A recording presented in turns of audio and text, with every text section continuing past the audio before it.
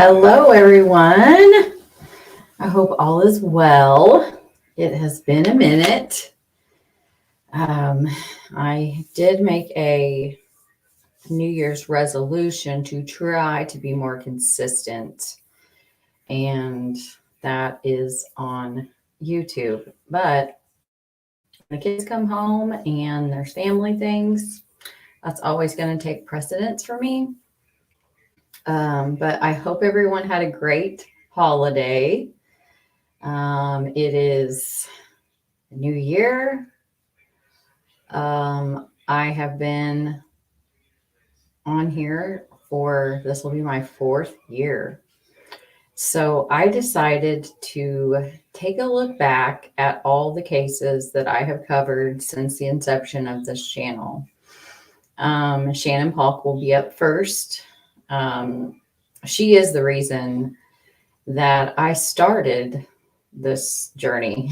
I was sending out requests for YouTubers and podcasters to cover her case, and I'd get a little interested. I'd put together all the work, like, you can use this, and Gray Hughes Investigates, CJ Beyond the Rainbow, and a few others, but really just was getting really frustrated. So I said, screw it, I'll do it myself. And that is how I started. And I started on the podcast platforms only, and they are still available. I do not upload there anymore, but I have an entire season devoted to Shannon Paulk on there, and Ray Hanish and Nicole Boone. And during COVID, it was super, I had the time to record the interviews, edit the audio, get all this stuff ready. But after that ended and I work, and have, lots of doctor's appointments for my daughter back then, and, life. So this was just a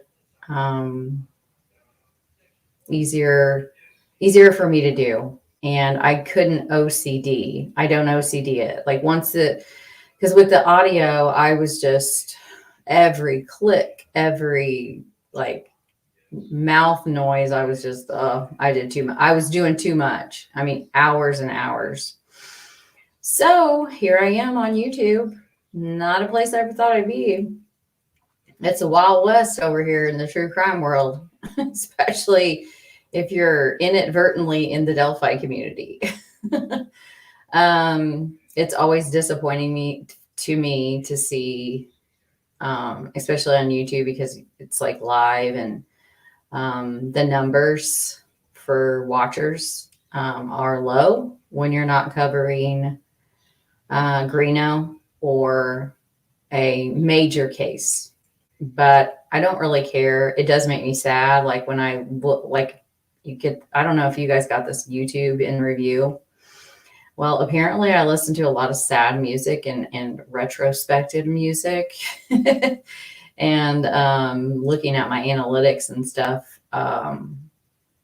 my passion is these cases that I'm going to be looking back on tonight, all the ones that I've covered. Greeno is a preventative true crime series, which is a part of, what my channel is about as well. But I do find it sad. I put probably, I'm not exaggerating when I say 80 hours into this episode tonight. And I think that the people that are here for the right reasons, they're here for these cases. These are the cases that we can bring awareness to. We can send emails. We can make phone calls. I just sent a bunch today, and I'm going to continue. So you know who you are. And Rosemary Rodriguez case, you know who you are that I'm sending you emails. So I'm not going to stop. And it made me really appreciate Detective Tom Allen with the Shannon Paulk case, because he is, even if it's nothing, there's nothing to report, he is always polite, and he sends me at least a confirmation and a note. And but I'm really glad you all are here. Hi, Randy. Good to see you. Ahava. I saw your Ahava. I don't know if I'm saying that right, but I saw your comment on underneath the Amber Crumb, and she will be one. I don't know if she's this part 1 or part 2. I don't know where her case falls in the. I have 3 different thumbnails with all of the cases I've covered. But if you would like to reach out to me via coldtruthpodcast@gmail.com, I would be more than happy to talk to you and to, see why you think that you could be Amber. I think that would be a better avenue, a private avenue to go. I sent an email to True Crime Web, who is close with Larry. I've spoken to Larry as well. He's a great man. But yeah, reach out to me in email, please. Hey, Boston Christian. Hello, Bird Lady Speaks. Good to see you. Share, always lovely. Marbles. NB, hello, ma'am. Grandma Sherry, always good to see you. Thank you for being here. And I know you care about these cases too. And a lot of us that are here are the ones that really do care about this. I think that a lot of people come for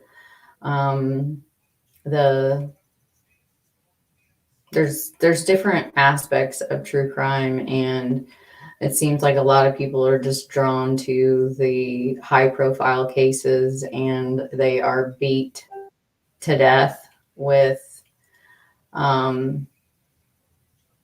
information, just all the time. But these are the cases where we can really make a difference, just bringing awareness. And the awareness, I may be a small channel. Well, I am a small channel. It's been very hard for me to grow, probably because I'm not very consistent. But and I refuse to cover high profile cases over and over again. I just refuse to do it, and I'm not going to. Oh, thank you, Lisa. Thank you.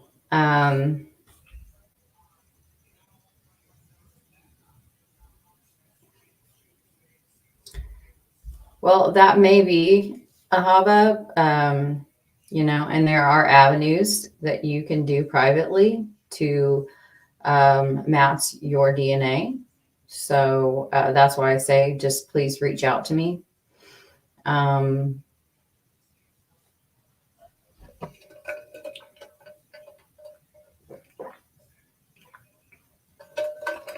Actually, I just got this sweater at Walmart.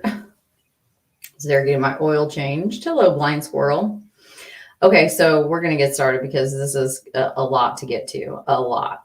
We're first going to start with Shannon Paulk. What did I do?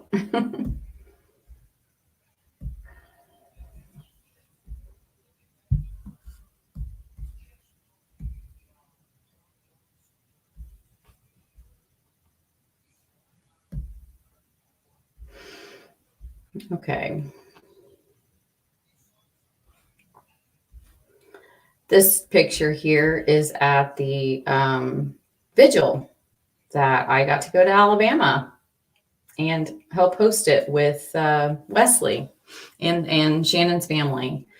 And we lost one of the sad updates is that her uncle died earlier this year, which was just, him,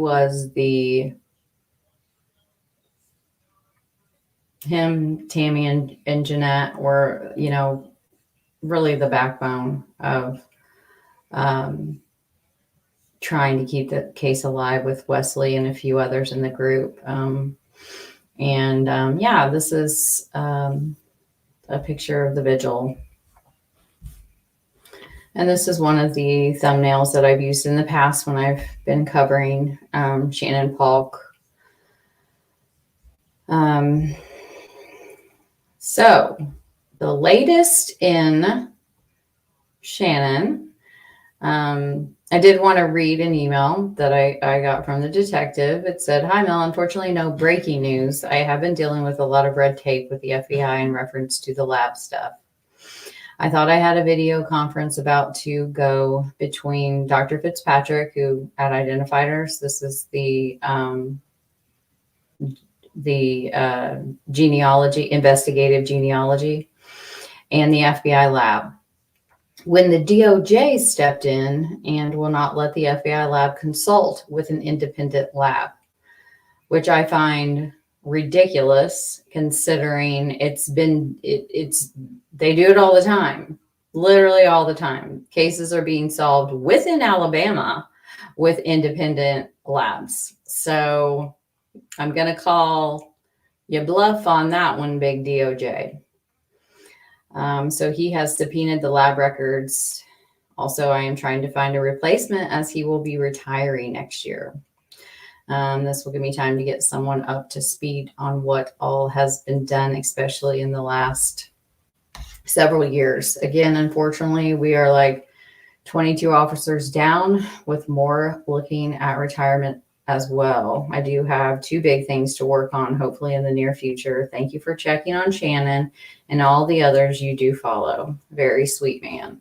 The tip line for Shannon, there's a few. There's a secret witness line that is 334-595-0259. And then you can call and speak to Detective Tom Allen at 334-595-0256. And his email is tom.allen@prattvilleal.gov. And the page that I run and the group are still active. You know, there's not been a lot going on, but they are in the link of this video in the description. You can click on those and please join. Please join. Please follow the page. Anything new and breaking will be there. But we did have a Miss Sherry Jackson with CBS 42 there in Alabama.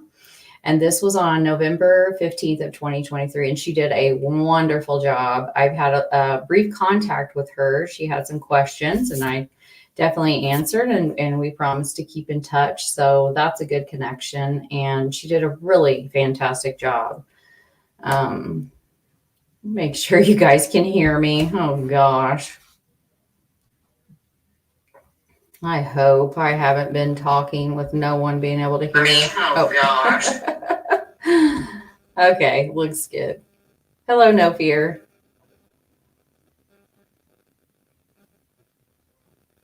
Okay, so we're gonna check out her coverage. Missing Mysteries, the decades-old unsolved homicide of 2 11-year-old girls in Alabama. And she's decided to highlight these 2, but there are several others. Teresa Dean. I'm trying to think if there's one more major one, and then I found like 3 other ones. But this is about Shannon and Heaven Lachey Ross, Birmingham Ball. It's been over 2 decades since 11-year-old Heaven Lachey Ross and Shannon Paulk were reported missing in Alabama, just 2 years apart. There have been no answers in either case, but plenty of questions and the similarities in the circumstances surrounding their deaths. Shannon Paulk. Shannon was abducted from Candlestick Trailer Park in Prattville on August 16th of 2001. Her mother, Marie Paulk, said she is hopeful someone out there will come forward with information to catch her daughter's killer. The last day she saw her daughter alive started like every other day in their home. I had to be at work at 4 in the morning and she was asleep on the couch, Paulk said. So I kissed her on the forehead and left with my other daughter being there with her. Paulk said that afternoon when she got off work around 2:30, she picked up her grandson from the babysitter and decided to go get Shannon something from the store to cheer her up. Shannon was upset because me and her father separated and was getting a divorce. So I figured she was just out playing with her friends because she knew everybody in the trailer park. And that is very true. Paulk said she was no stranger. There was no stranger to her. She was out playing. So I figured I'll run and get her some stuff from Walmart that'll make her happy. Then Shannon didn't return home at the time she normally would. When it started getting dark and she didn't come in, we started getting worried, Paulk said, because she always came in before it got dark because she knew that was part of the rules. Despite a frantic search of the neighborhood by Marie Paulk and her other daughter, Lisa, Shannon was nowhere to be found. Then they called the police department to officially report her missing. Jim Baird was mayor of the city of Prattville for 12 years, including in 2001 when Shannon was abducted and murdered. Shannon Paulk's case stands out in my mind for 2 reasons, Baird said. Number 1, the only missing persons case during my time as mayor, certainly the only missing child. Baird said back then Prattville was a city of about 30,000 people, and something happening like a missing 11-year-old child affected the entire community. Because we don't have that a lot, Baird said. We don't have that in our largest cities in Alabama. The other reason the Shannon Paulk case stands out to him is that she was abducted the day before his birthday. Early on the morning of August 17th, 2001, I got a call from our police chief that said they had been working on a missing persons case, Baird said. Ultimately, she never came home. Shannon's abduction also took place just before the start of the school year. At her elementary school, it was obvious that there was an 11-year-old child missing, Baird said. There were yellow ribbons on just about everything that could put a yellow ribbon on. And he still has his, and he brought it to the vigil with him when he spoke at the vigil. Months later, Shannon's body was found by rabbit hunters in a wooded area of Watauga County on October 6th of 2001. Baird put up yellow ribbons on his Facebook page when his birthday comes around each year in remembrance of Shannon and her family. I put a small blurb at some point during my birthday. I think of Marie Paulk, family, and of course, Shannon Paulk, Baird said. This soul deserves to be remembered. When Marie Paulk thinks about her baby girl, she remembers the day Shannon was born, May 8th of 1990. She had a head full of black hair. I could give her 2 ponytails. She was 9 pounds, my biggest baby. Her sisters loved her. She was just chunky, Paulk said while tearing up. It's a heartbreak I just can't get over. It's one of the biggest losses and something I've never imagined ever happening. I just hope we have closure. I miss her so much because not a day goes by that I don't think about her. Heaven Lachey Ross. Beth Thompson's pain is mixed with anger over the disappearance and death of her daughter, Heaven Lachey Ross, who was reported missing on August 19th of 2003 in Northport.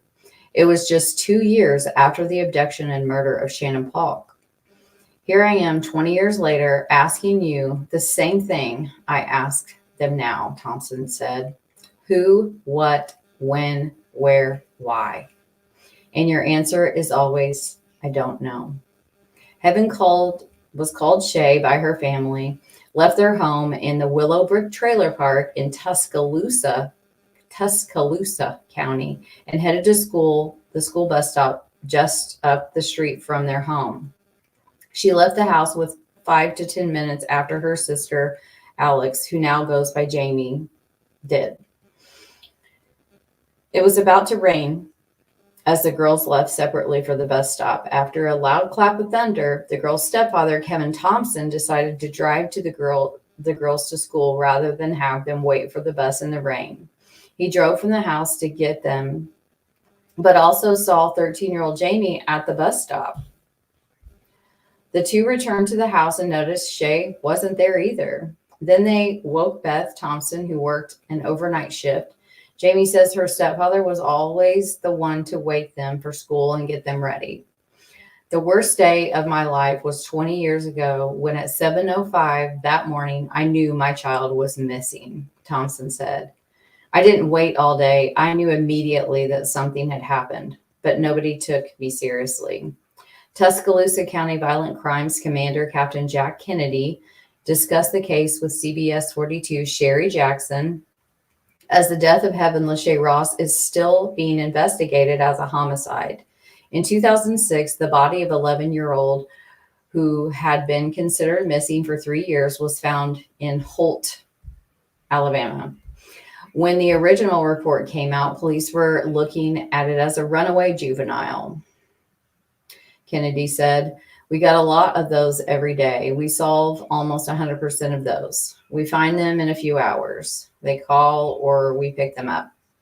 But what happened in this case is part of the reason Heaven's mother gets angry. She was considered a runaway," Thompson said.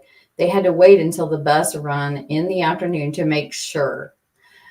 They had to wait until the bus run in the afternoon." Frustrated, she said she doesn't want anyone to forget because what she wants is what we all want, a conclusion to this. We want the person responsible. The person who committed this crime has to be held responsible for it. For the last 20 years, whoever killed Heaven Lachey Ross has gotten away with it. The family just held a balloon release marking the 20-year of her disappearance, the last day they saw her alive. Despite massive community searches with hundreds of volunteers, Heaven's body would be found in the same county where she vanished from underneath an abandoned house. Captain Big believes that it is an indicator that whoever killed her is from the area. And that's the same with Shannon's case. The fact that she was found in our community, in the whole area, that would lead you to believe that whoever did this is also from our community. The similarities between Heaven Lachey Roth's murder and that of Shannon Paulk have garnered national attention over the possibility that they could be linked. Anything is possible. A lot has been done on missing persons cases as well. Those leads have come in. Those connections are trying to be made. But I would say it is rare that that actually occurs, Kennedy said. It doesn't mean it's not true in this case. Obviously, whoever has done this has not been arrested and charged for this crime.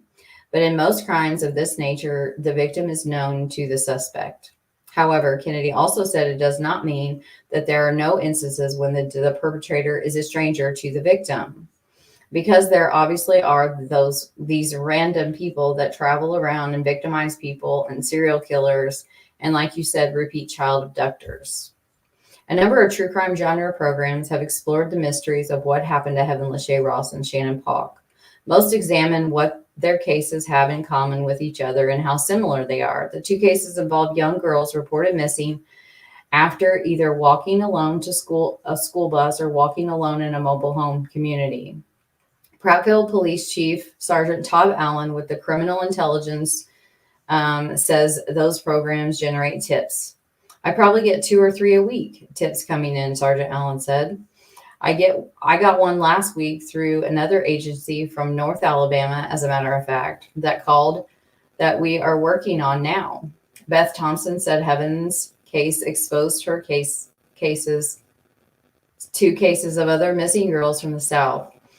"It was after Shay came up missing, I learned about Shannon Paulk. I learned about Teresa Dean. I learned about quite a few other girls. 3 months before Heaven Lachey Ross went missing, 13-year-old Tabitha Tudors was last seen walking to her school bus on the morning of April 29th of 2003 in Nashville. 2 years before Shannon Paulk was kidnapped, 11-year-old Teresa Dean was walking to a friend's house in her mobile home community in Twiggs County, Georgia, on the evening of August 15th, 1999. Neither she nor Tabitha Tudors have ever been found. One of the things that we have got going right now is we have another state that we have been working with, also a federal agency that is working with us to review all of the information on Shannon's case, Spirit said. I find that very interesting. I wonder if that state would happen to be Tennessee. This is one of the things you were talking about. They are trying to link a case in another state to ours.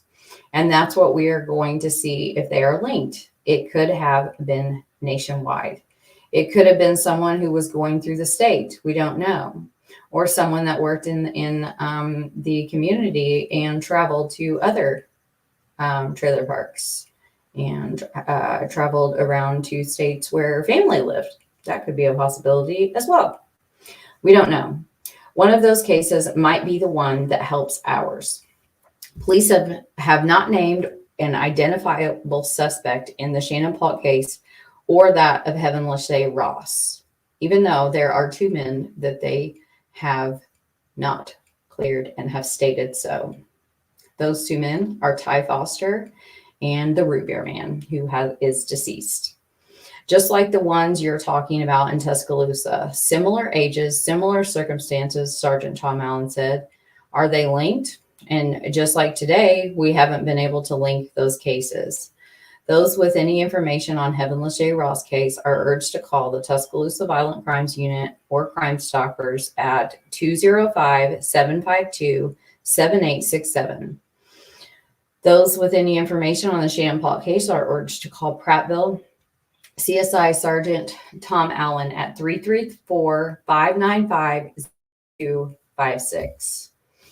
So thank you very much. And there is, if you Google this, they're on, I'm not sure if it's on this website, but there is a video with the interview. And I'm so appreciative that she reached out and Marie gave her an interview.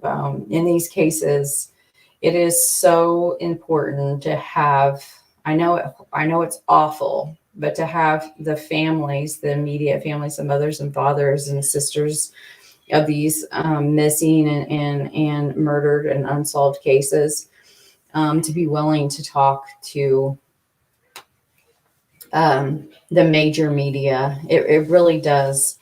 We all know how things work, unfortunately.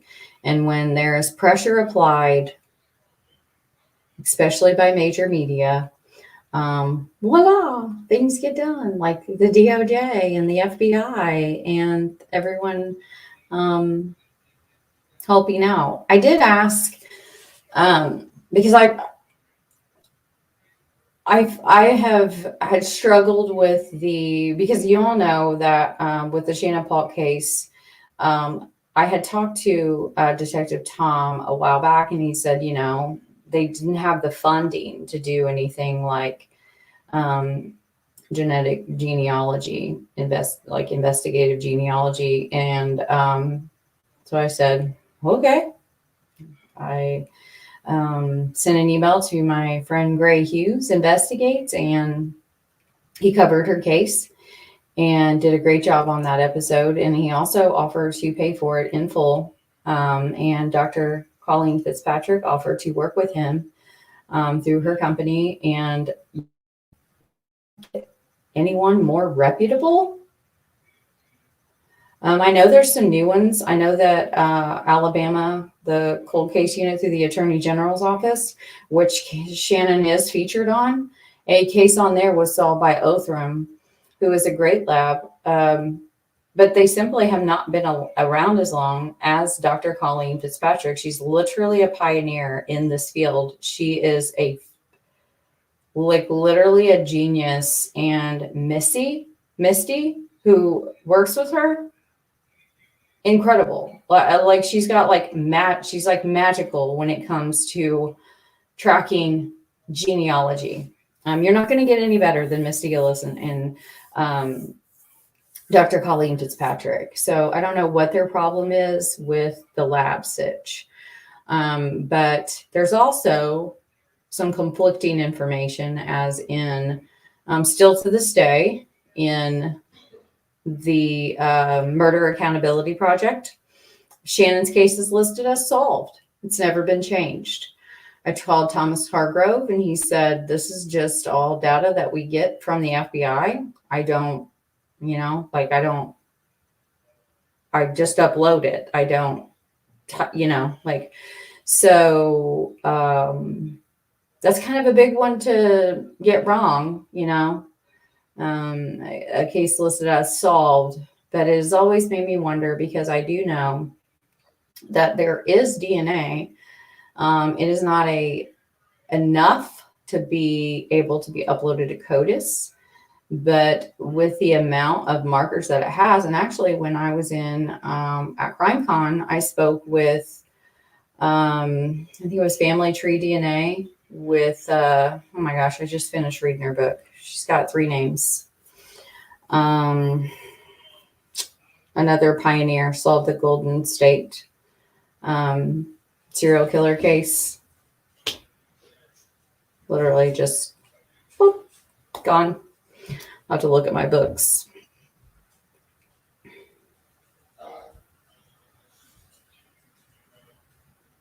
Barbara Ray Venter.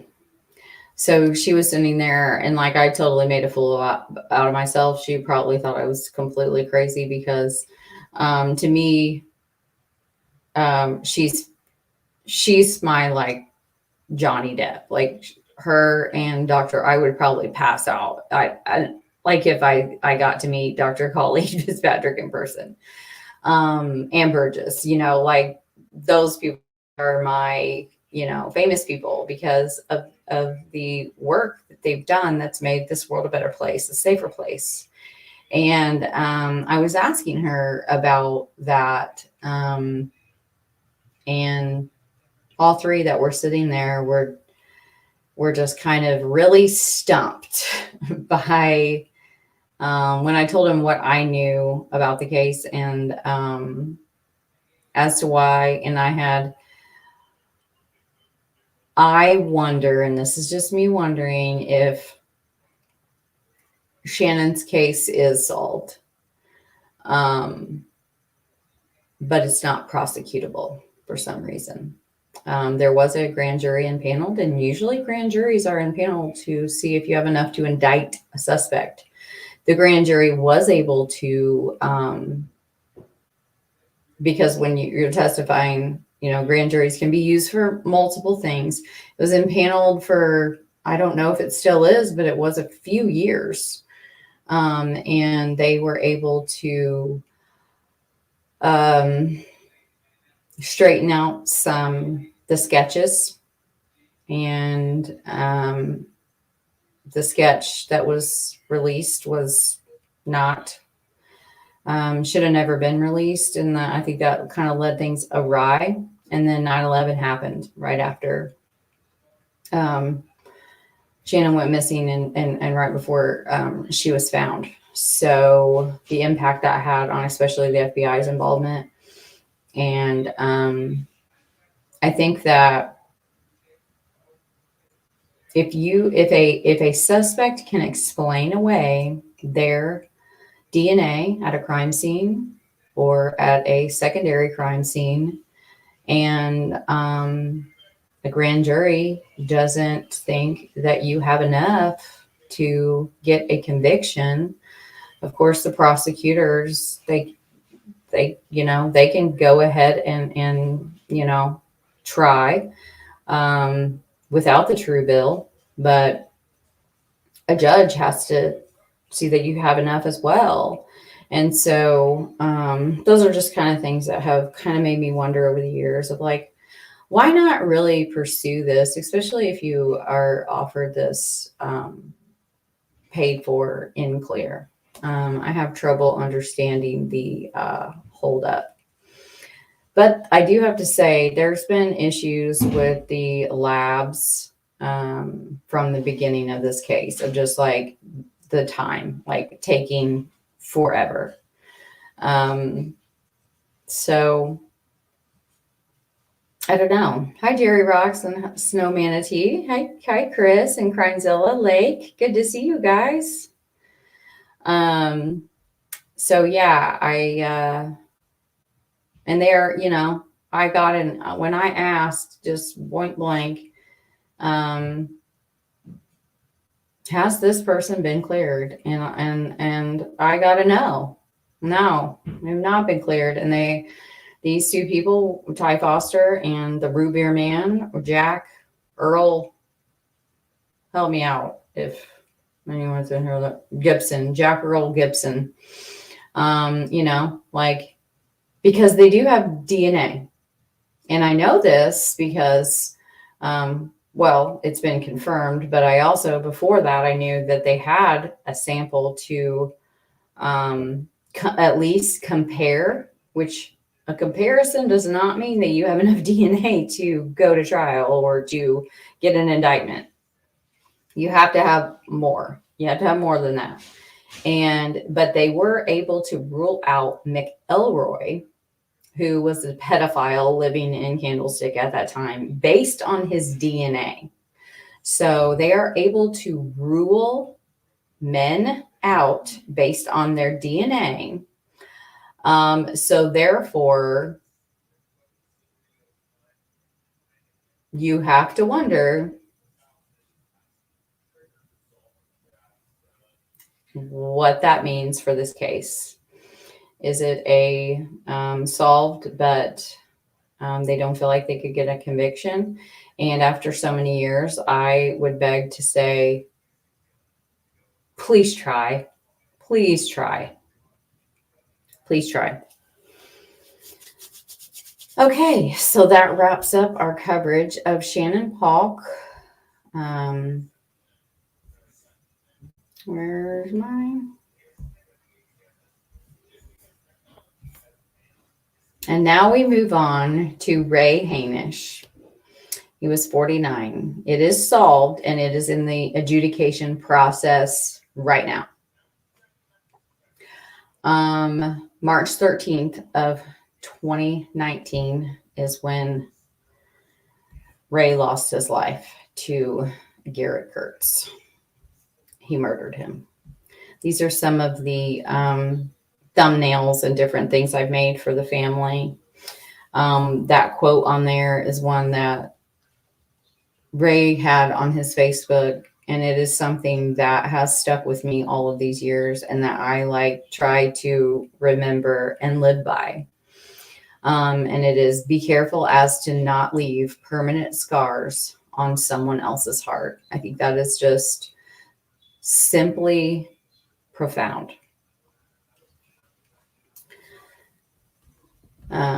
But yeah, Ray was just a really, I wish I had known him, and through his family, I feel like I do, wonderful people, and they deserve justice, unimpeded justice, and no one getting in the way of that justice. And we have a February 24th, 2013 article by Newsbug, and it is Sherry Shellhart. So we're going to check that out.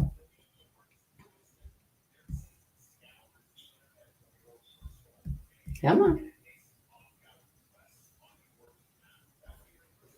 White County Grand Jury reviews evidence in the 2019 murder case. This is kind of just an update on the case as well. On Thursday, a grand jury met in the White County Courthouse to hear evidence in the 2019 murder of Charles Ray Hanish, whose body was found in his apartment in March of that year, and whose death was ruled a homicide due to strangulation. Hanish was an RN and was working at a nursing home at the time of his death. White County Prosecutor Mark Delgado, who took office on January 1st of this year, said this is the first grand jury to be called in the county in 12 to 13 years he's been here. Wow. He said he obtained a true bill from the grand jury, which allows him to proceed with charges. He explained the true bill is similar to a probable cause in that it acknowledges there is enough evidence to go forward with charges. None of the proceedings in the grand jury can be shared or discussed with the public, including old Cody Spears. Garrett Kurtz, who is serving 55-year sentence for the strangulation of West Lafayette woman in Newton County. We know her as to be Nicole Bowen, formally charged with Hanish's murder on February 28th. He was also charged with auto theft and theft in the same incident.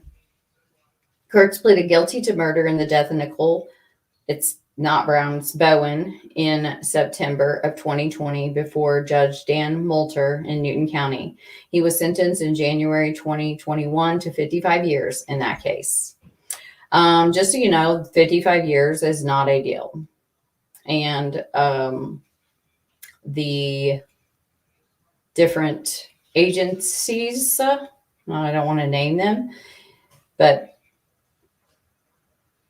people you could trust the information is coming from, they were very frustrated with White County, because if they had charged him with Ray's murder before the no, because in the timeline, you know, March 13th, March 29th, that would have been an aggravating circumstance, and Garrett could have been given more time. But don't let anybody tell you that he was given a deal to testify for anyone else, nor let them tell you that that testimony did anything to help. It actually hurt. He was terrible on the stand, and that is not the sole reason that Ashley Garth was convicted. She was convicted because of the preponderance of evidence against her.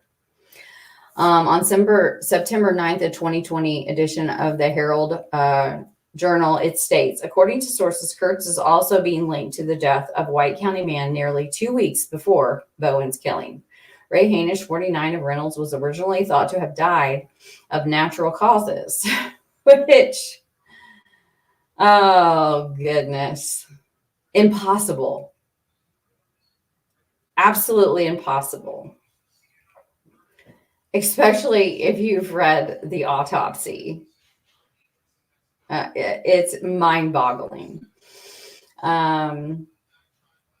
His body was found on March 17th of 2019 in his Reynolds duplex. Investigators said his body had been there for a few days before its discovery. According to the Hanish death certificate released by the White County coroner, this manner of death is now listed as homicide, and the cause of death is listed as asphyxia due to ligature strangulation. Investigators wouldn't say what connection may exist between Hanish and Kurtz. At the time of his sentencing, Bowen's mother, Cheryl Samuels, said she wholeheartedly believed that her daughter knew something that Kurtz had done in a few weeks earlier that made him kill her. She was referring to the death of Hanish, according to the Newton County Enterprise, a sister publication of the Herald. In a trailer park in Kitland, Bowen was strangled to death with an extension cord wrapped tightly around her neck, among many other items. Her body was found in a hunting shack in rural Newton County. An initial hearing is set for April 3rd, which I don't think there's any more to this one.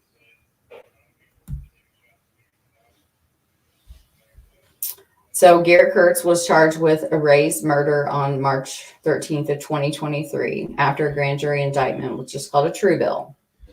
This is his case. If you would like to look it up, you can. The prosecutor is Mark Delgado. It is Reynolds, Indiana, which is in the White County. He is charged with murder, auto theft of Ray's car, and theft of Ray's TV. Nicole and Ray, which the family has, myself and the families have known for even longer than I thought. When I was back reviewing all of the research that I've done on both cases, I realized that, like, the conversation between Miss Cheryl and Miss Dottie about Nicole being in the car and being arrested happened, you know, she told them about that way before I had said in a previous episode. So he's had 3 motions to extend his housing. Pretty typical. There's nothing really special about that. Final pretrial hearing is on January 25th. So that is coming up, 2024 at 1:00. And the jury trial is scheduled for February 27th of 2024. And it goes through March 1st of 2024. And it is scheduled at 9 a.m. There has been rumors that he's trying to get a deal and that deal might run consecutive. And I did call the prosecutor Delgado, and I left him a message to inform him that Garrett Kurtz is talking to another YouTuber who is recording the calls and putting them on YouTube, along with what Kurtz is alleging about getting a plea agreement of 55 years that runs concurrently with his 55-year sentence he received for the murder of Nicole Bowen. Concurrent means served at the same time. Consecutive means 55 years and then another 55 years, which is exactly what he deserves. Concurrent, I literally don't even understand. Why spend the time, research, resources, and funds in order to take a concurrent sentence? Why? Like, makes zero sense. So basically, he's going to be, if that is true, that pisses me the fork off, because it is useless. I mean, is that justice? Yes, he is finally charged, and we have wanted that, and that it is acknowledged that Garrett Kurtz cold-bloodedly murdered Ray Hainish. I still think that it is a hate crime because of the circumstances surrounding the way that Garrett Kurtz found him.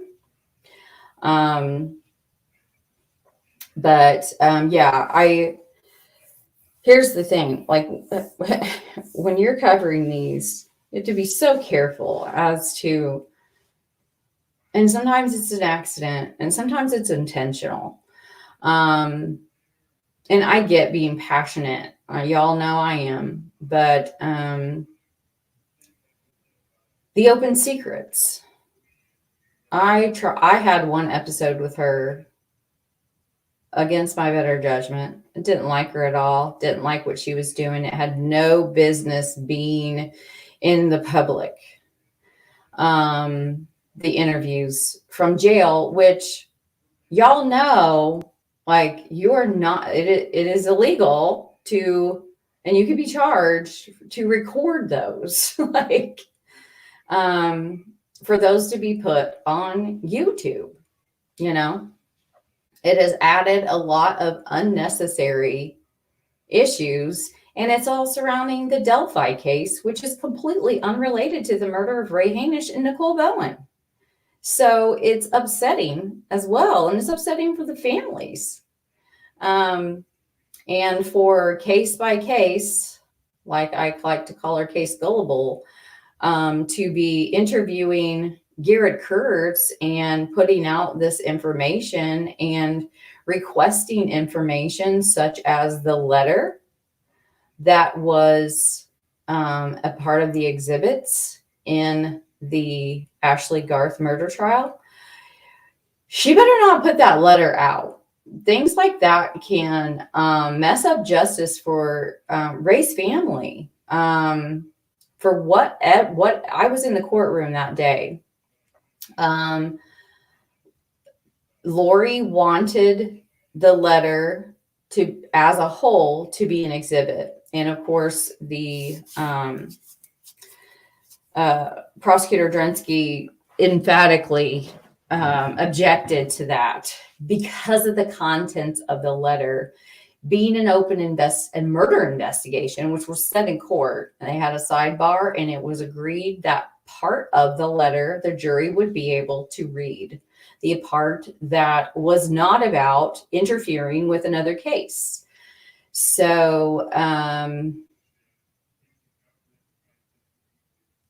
just a warning to Cher and Miss Dottie and Roxy.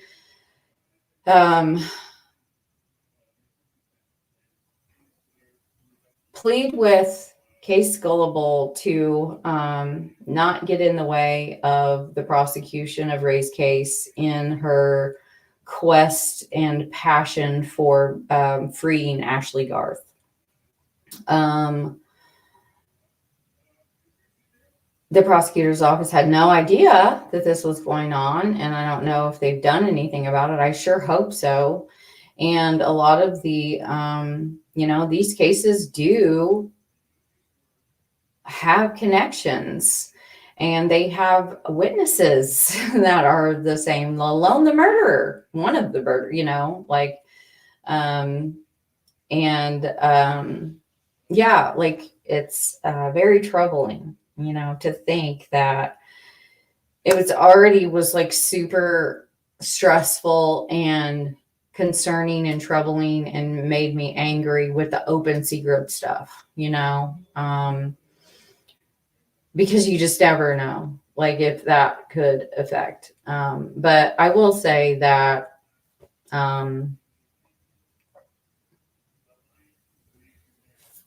yeah.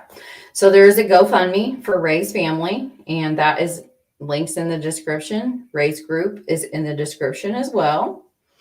And now we move on to Nicole Bowen, 30 years old. It is solved, and it's been adjudicated for Jasmine, Talitha, Garrett, and Christopher Mathis. It has been adjudicated for Ashley Garth as well. It is on pause in the post-conviction relief. But before the Supreme Court has already agreed with the jury's decision on her first appeal. So her first appeal was denied. She's now in post-conviction relief. These are all normal things that happen when you go to trial and you're found guilty by a jury of your peers. Now, with Garrett, he cannot,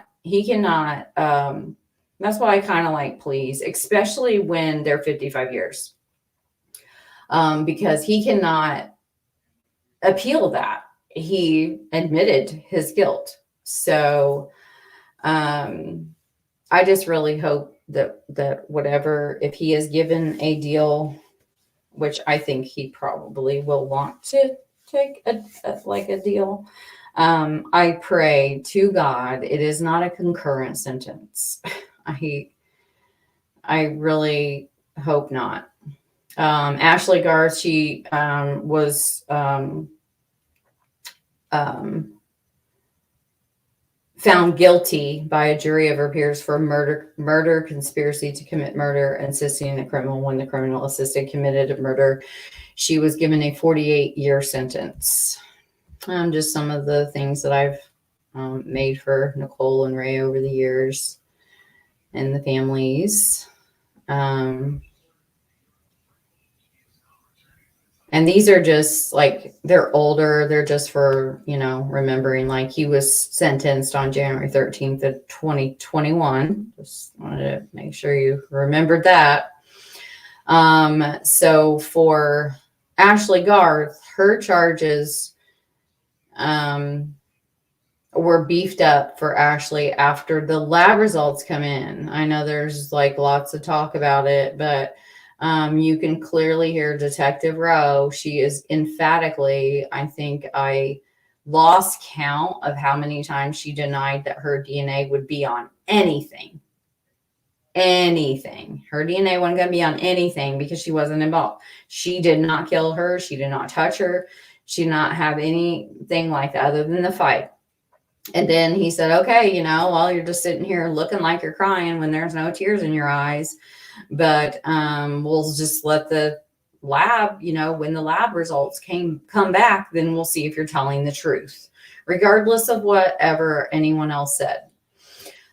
And that came back, and her DNA was on the murder victims, like the items used to kill Nicole.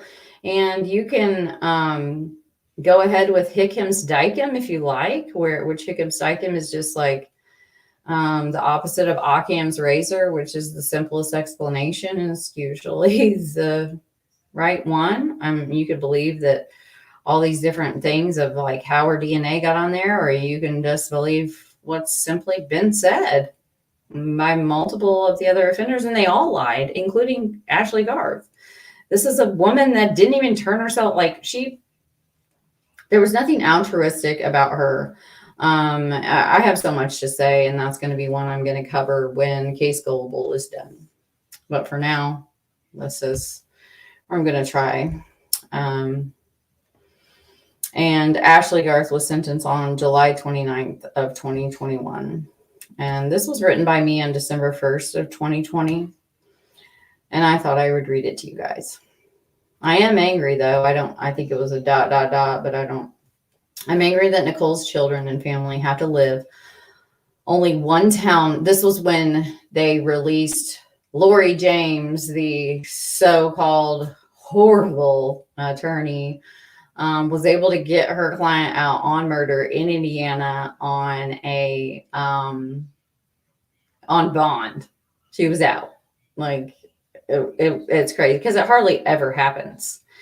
It's called a meaningful bond hearing, and that can be requested. And then the burden of proof is not as high as obviously at trial, but is on the prosecutor to prove that at trial she is likely to be found guilty of murder. Drinsky did not want to try his case in the public before the jury trial. Understandably so. That could sway the jury pool.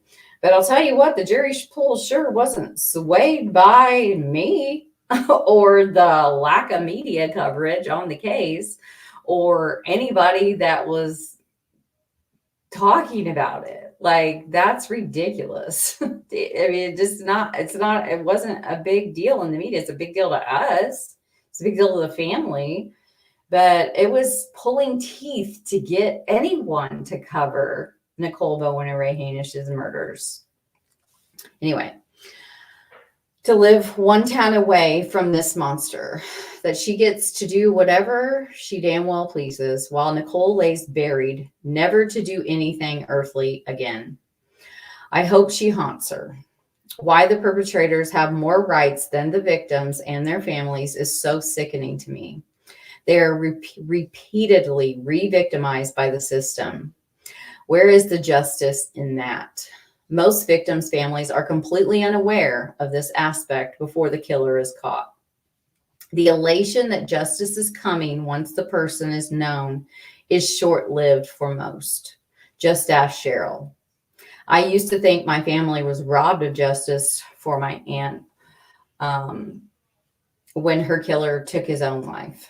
Not anymore. I'm glad he did. That's the cold truth. Recently, Ashley Garth has found herself a wrongful conviction advocate. I feel much as I did in 2020. Nicole's family has gone through absolute hell since March 30th of 2019. To now have to be patronized in a chat by a woman that Ashley and her family have bamboozled while Ashley calls her so that she can listen to, literally calls. Remember, Nicole never gets to do anything earthly again. The live of the week, all about her being railroaded, is sickening. Same as I said back then, Nicole's family has a headstone. While one of her killers has the freedom to make calls, go to college. I got an update that she got a degree or some kind of certification, visit her family, and so on. Please do not be fooled. I was a firsthand witness to this woman's court hearings and trial by a jury of her peers. She is guilty. Why? She killed Nicole along with Garrett Kurtz. If you listen to just the interrogations of Ashley Garth, where she is asked repeatedly is if her DNA was going to come back on any of the items used to kill Nicole, She repeatedly says no. The lab reports came back and contradicted Ashley's own words. Her own words are what convicted her. Of course, Ashley is going to lie now, just as she did back then. To believe Ashley's explanation of why her DNA came back on the items used to kill Nicole is asinine. If Case Global believed in Ashley so much, why did she not release the interrogations without comment? The case file and transcripts without supposition. She says she wants you to come to your own conclusion, but her actions prove otherwise. This will be a whole series for a later date. When you are wanting to present information for an audience to come to their own conclusion, bias in interjecting and your own supposition should not be a part of it. Release the information, release the transcripts, release the interrogations, and make no comment other than to ask questions like, what does this legal word mean? Not swaying and manipulating your audience into coming to a conclusion. So watch out for that as you're watching, because she'll say she wants you to come to your own conclusion, but that's not true. She wants you to come to her conclusion. The Supreme Court, they appealed. I have the PDF for that. You guys can read that. It is, they break down why they agreed with the jury, and that I don't know if people just don't understand how trials work, but can you imagine, let's just go over to Delphi for a second. Can you imagine if all of those terabytes of investigative avenues that they went down before they named and alleged that Richard Allen is the murderer of both Abby and Libby? Can you imagine if a jury had to sit and you know how long that would take? That would take half a year. It's simply not how it works. So for her accusation that the jury, so much was withheld and this big deal about the pictures. Oh, we're saving those pictures, because if Ashley does happen to get a new trial, those pictures that I've seen that the detective that they know about, they were not hidden by anyone. They simply have video of it. So but the pictures that I've seen, Ashley was not forced to get in that vehicle. It is clearly shown her loading things into it and getting into it on her own.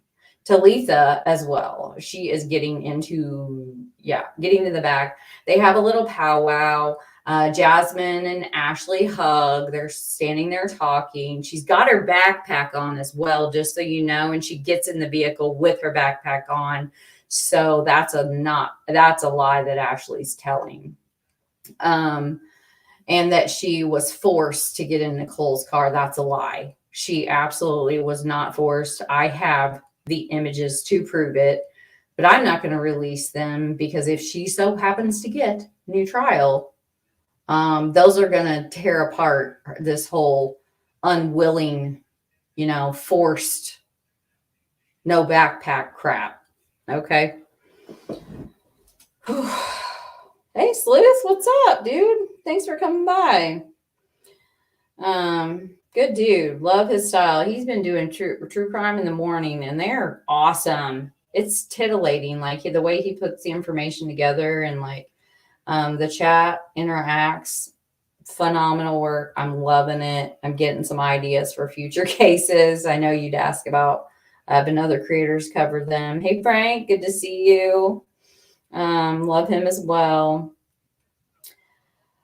Yeah, I just went over the updates. He's got, so far, like it's jury trial, for, that's still set, and they have picked dates because there are you can kind of tell when they're really thinking that this could go to a jury trial, because like there's cases I'm going to cover here in a little bit where, they'll have one date. Well, a jury trial is not going to happen in one day. And that they know. They don't even block it out for the 5 to 10 days because they know it's not going to happen on that day.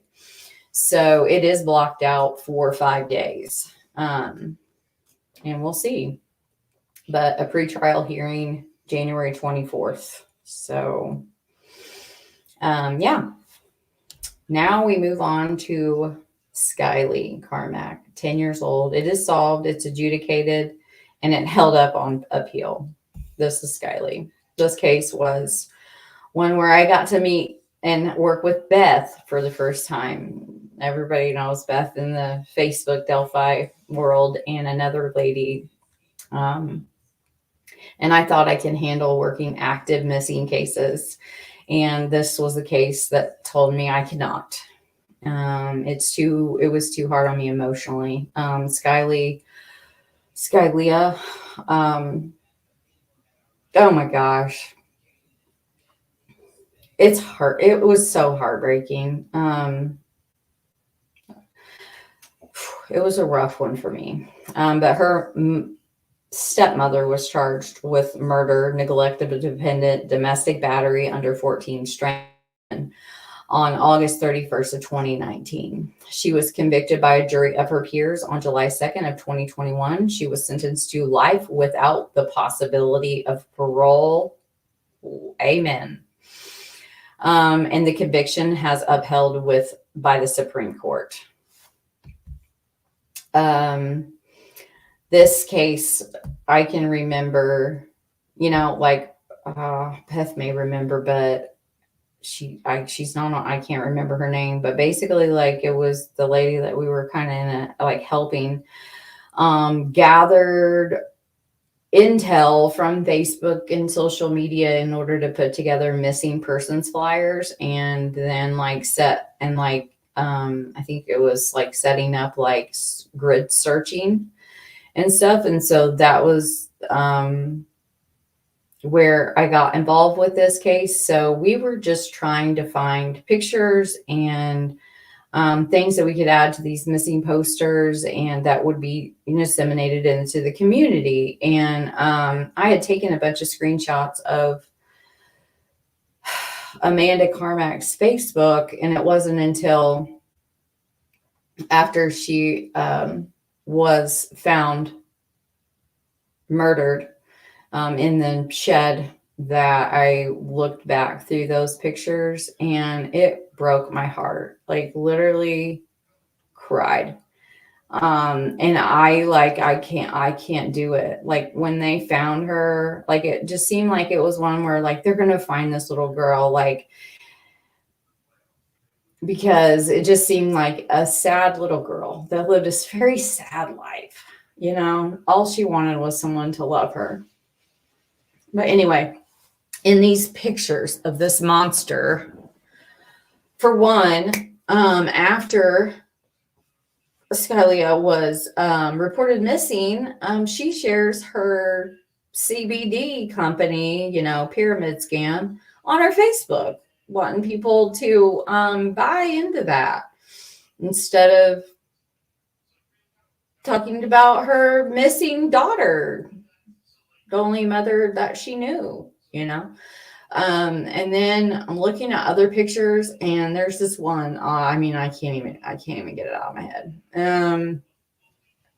Skylee is standing closer to the camera, so closer to Amanda, and behind her is a big chalkboard, and she's written, "I love you, mommy. You're the best mommy," and all of these beautiful things. And there's also a little boy in this picture, and the post was about him. You could just see that this little girl is trying so hard to get this woman to love her. And the things she accused her of were so ridiculous. And then looking at family photos where Skylia is literally separated, not just like, but physically, mentally, like she is separated from this family. Here's this family, of like, they have like 5 kids, and then Skylia, I think it's Skylia, is 2 feet to the side. She wasn't in that group. It was just heartbreaking to see and read what she wrote about this little 10-year-old girl. It is disturbing. So Indianapolis Supreme Court upheld the murder conviction for Gas City woman who killed her stepdaughter in 2019. Amanda Carmack was sentenced to life without the possibility of parole in the death of 10-year-old Skylia Carmack. A jury convicted her of murder. Carmack and her attorney contended that she acted in sudden heat. God, I hate that word. And crime of passion. Hate both of those words. When she killed her stepdaughter and should be charged with voluntary manslaughter. Carmack's attorney argued Skylia's behavior pushed her stepmother to the breaking point. Carmack was caring for and homeschooling 6 other children, 3 of her own and 3 of her brother's children and her stepdaughter. The final straw for Carmack was when her stepdaughter stole a bracelet, which I doubt she even did, and the girl's father, who was out of town, failed to immediately address it. Carmack reported her stepdaughter missing in August of 2019, leading to literally after a while and basically forced to.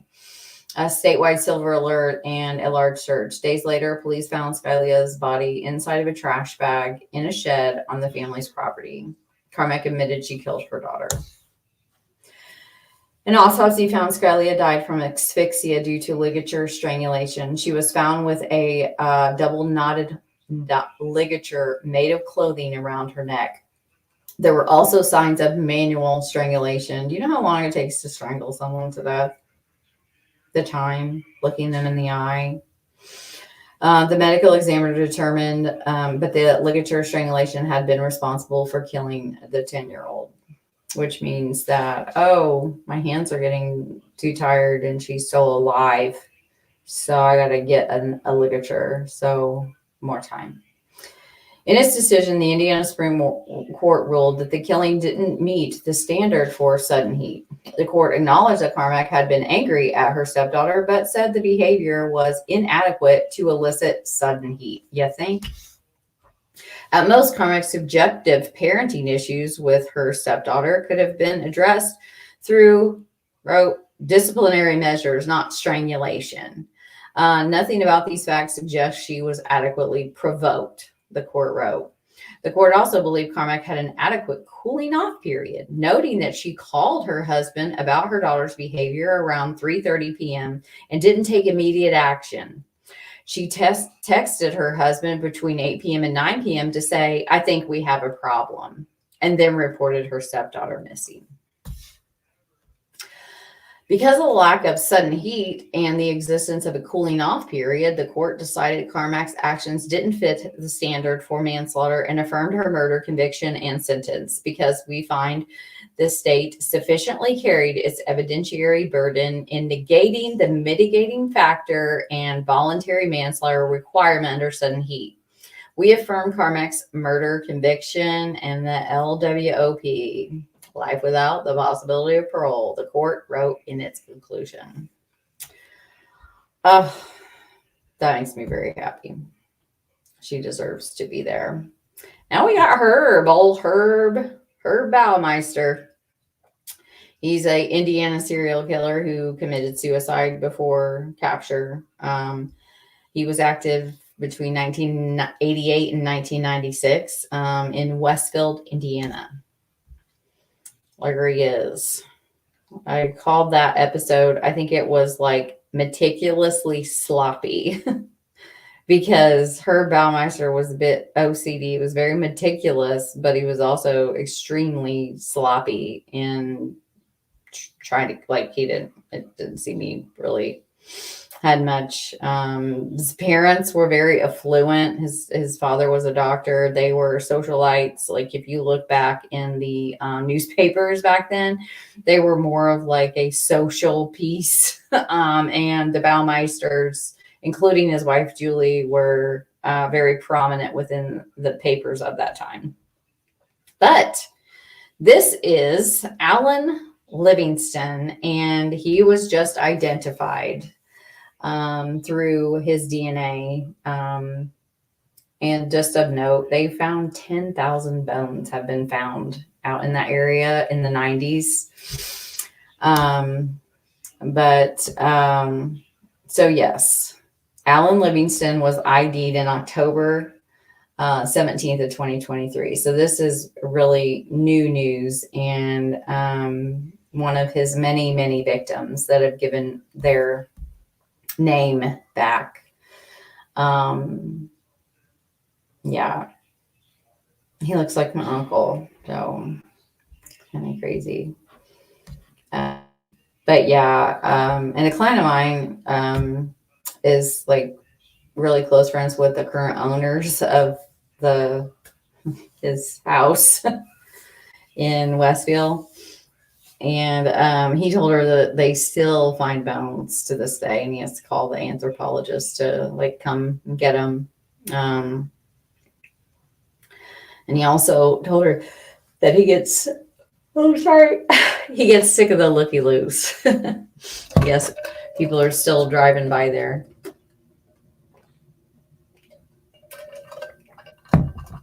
But Herb Baumeister was one of those case studies that I did. It was very, very long one, and it was an interesting, in the mind of a killer for me. And then just it was also really interesting to see the cultural differences in newspapers from 80s and 90s. These victims of him, it's almost like if you're gay, you're a prostitute. Like the two are like interchangeable. Like it was pretty crazy. And then some of the families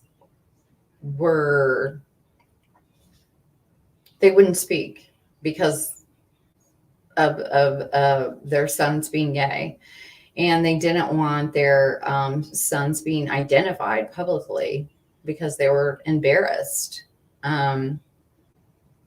because they were gay. Like, that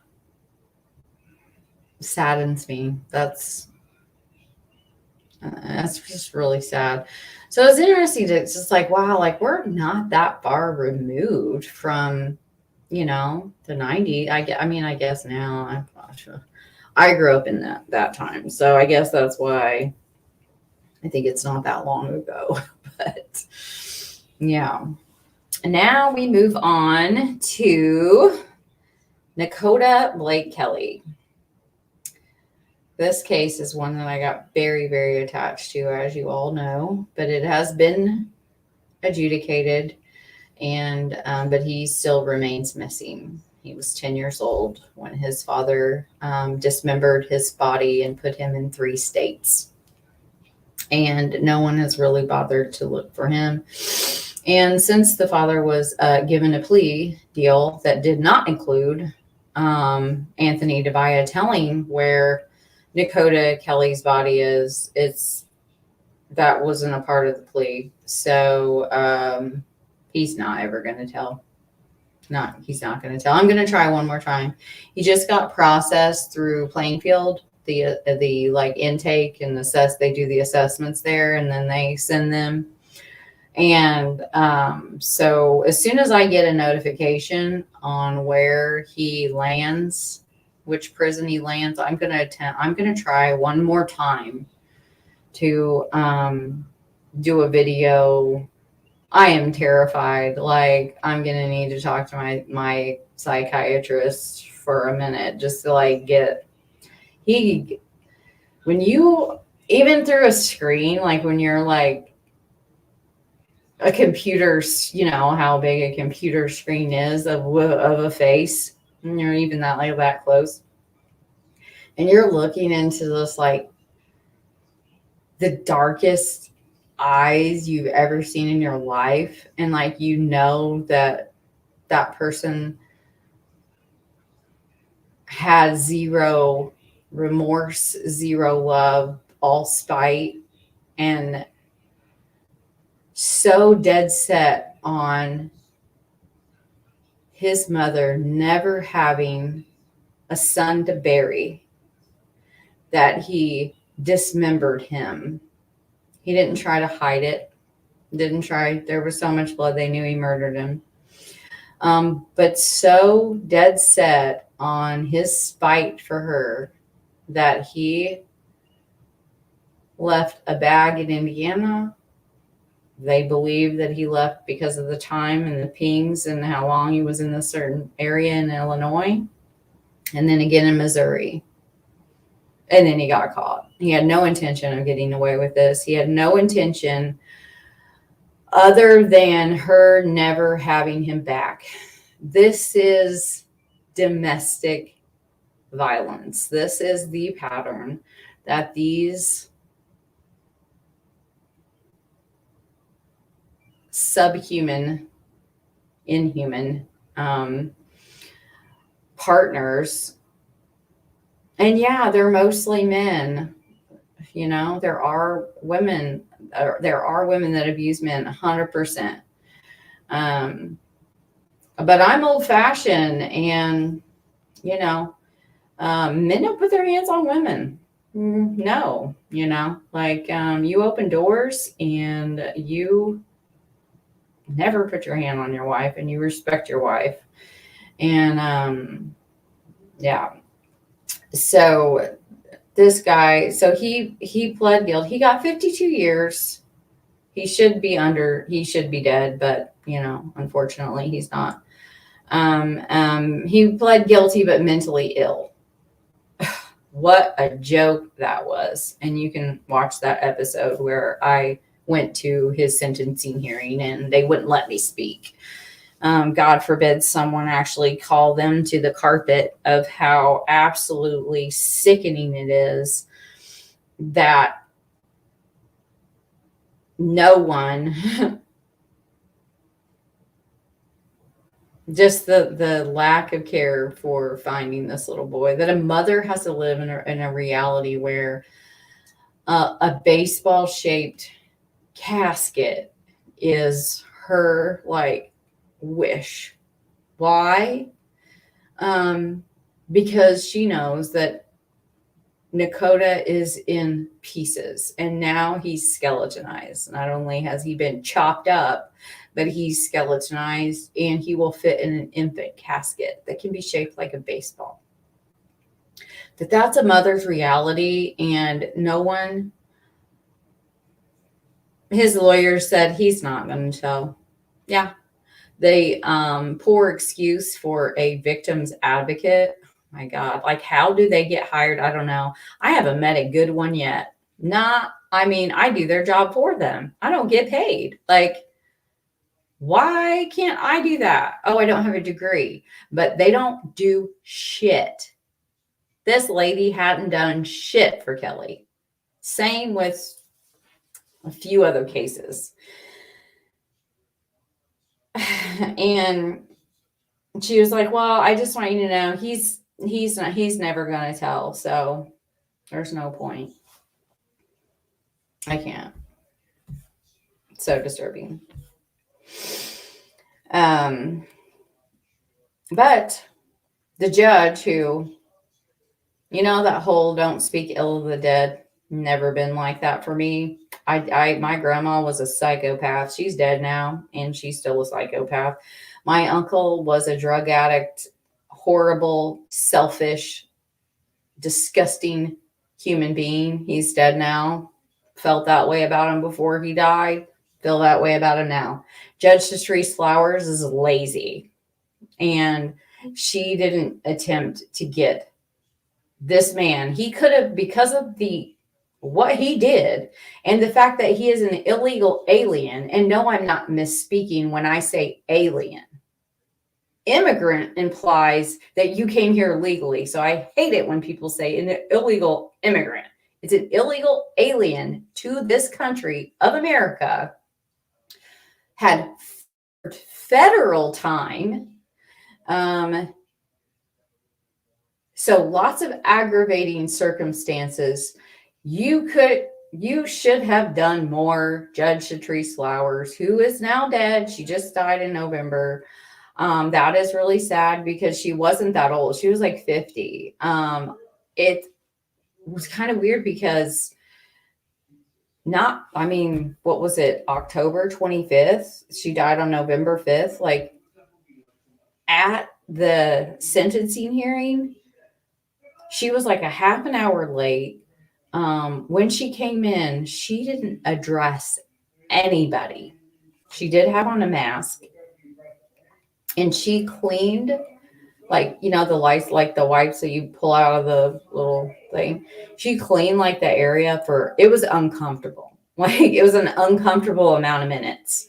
And then she talked, and it was just off. Like, because I've watched her for years now, because some counties, Marion County being one of them, in Indiana, you can watch via like Zoom links on indy.gov or indycourts.gov. So you can watch like cases. It's I think Amiah Robertson's is going to be on there, so be looking out for that. But yeah, so yeah, that's it seemed like she was sick, like she seemed ill, or like something was really off. And then number 7, we have Mikelle Biggs. Oh, Mayo, thank you so much. To a great new year. Keep up the great work. Thank you so much. You are very kind.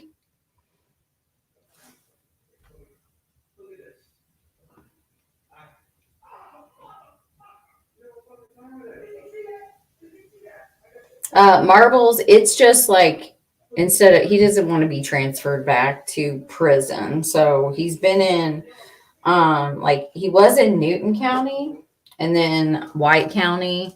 But basically, I think I think it's probably more, obviously,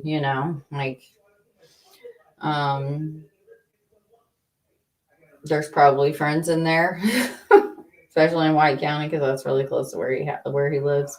But I do, every time I talk about Garrett Kurtz, I like to bring up Stephen Masterson, because I just full-heartedly believe that Garrett Kurtz killed him, and that was his first victim. So if you are ever curious to know more about Stephen, contact me by email, coldtruthpodcast@gmail.com.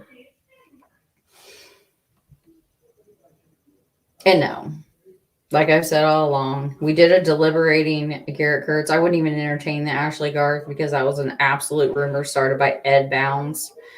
And this Delphi, it's so frustrating. There's so much. I'm gonna refrain. Hey Cheryl, I didn't realize you could watch. Yeah, you can. Not all, like Carroll County doesn't participate, but you can watch civil and criminal hearings and trials. It's if you type into your Google's I think it's ind.gov .com, then /live stream, it should pop up. But I watch them all the time because especially the family court, because it's crazy. It's just so entertaining. But yeah, there's quite a few. Indiana, I think Allen County's on there. I don't know. All of the counties are on there, but not all of them participate. But Marion County definitely does. And I'm pretty sure there's a few other counties that do. So yeah, you can watch those. Absolutely agree, Mel. Hey, GP, I believe he killed his buddy. Yeah, he totally did. There's just, he did. He did. I just know it. I know it, you know. August 16th of 23. Sorry. August 16th, 2023. What was that about?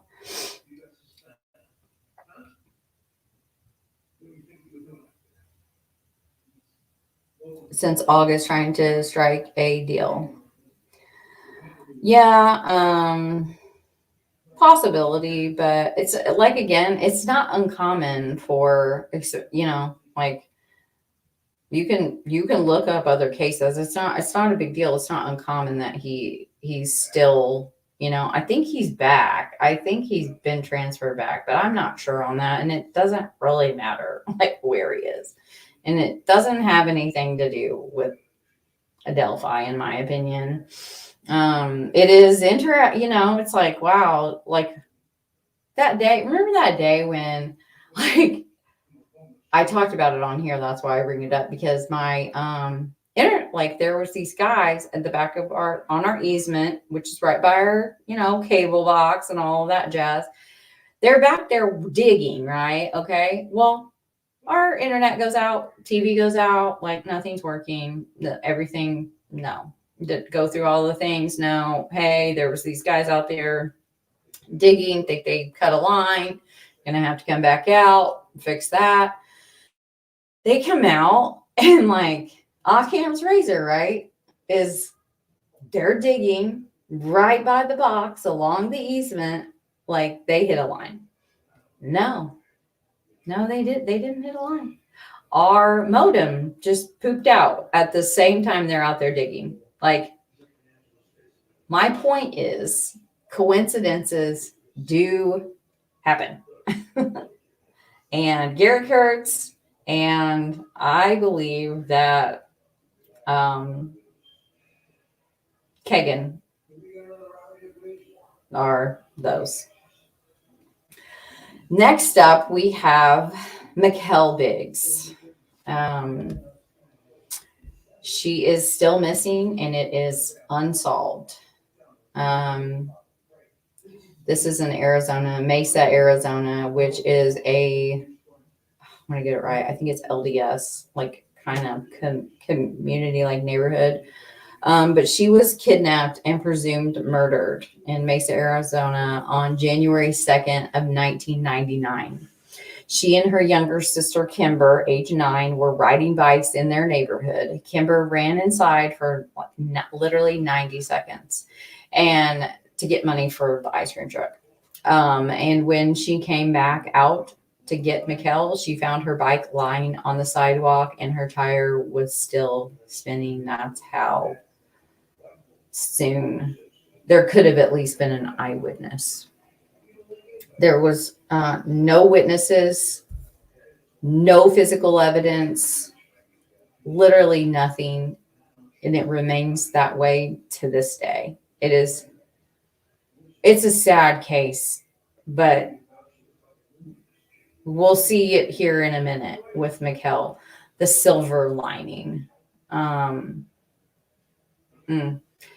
But yeah, so 2 years after Mikelle disappeared, there was a neighbor, his name is Dee Blaylock, who claimed to know nothing when questioned at the time, and his wife gave him an alibi of being in the garage. He was charged with beating and raping a neighbor. This was an adult neighbor, for one, very adult, not even close to like in a teen, that he stalked her and he raped her and tried to kill her. But he, you know, there was things she had asked the police to no avail. They were not helping her. She even asked the wife and she was of no help. But he broke into her house and he raped her and he tried to break her neck. She passed out and he left. So in the Mikelle Biggs case, there's been a lot of focus, even from the mom and dad, of that Blaylock likely because he lived there at the time. His wife's obviously like kind of iffy on like if that alibi were true, you know, but the victimology for me, I mean, it's not unheard of at all. I'm not saying that at all, but like, I don't know. I don't think that. I wish he could be the focus because there at least be some kind of investigative avenue. It's heartbreaking. Like there's nothing. It's so sad. But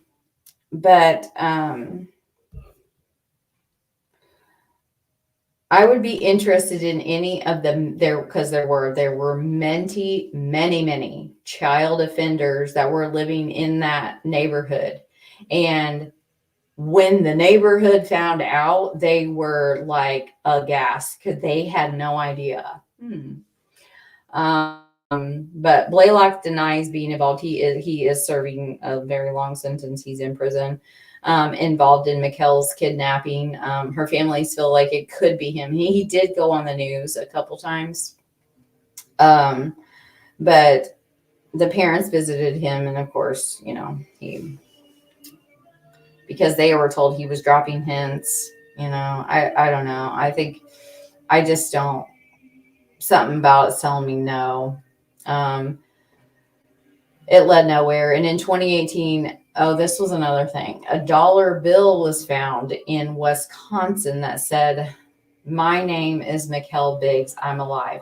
Hey, Sleuth, by the way, I think this is the one that I would like to submit to your channel for you to do a deep dive on. I'll give you my whole Google Docs. We could do it together if you want, but I think you'll, you know, I know Arizona, so it might be one. I don't, there, you know, there's some footage and things like that, but it's a good one to bring attention to, especially, you know, with your like core base there, if I'm correct about Arizona. But so the neighborhood was shocked to find out that there were so many pedophiles. Let's see. So on this dollar bill, it said, "My name is Mikelle Biggs. I'm alive." And in an interview, her sister stated that they lost hope in that because they found out through the media call and like, did there's, you know, someone turned in this. Obviously, if you see this and you know, like this was in Wisconsin though. So it's like, but obviously, because that's happened in other cases. I know they're the exception to the rule, but they do happen in other cases. One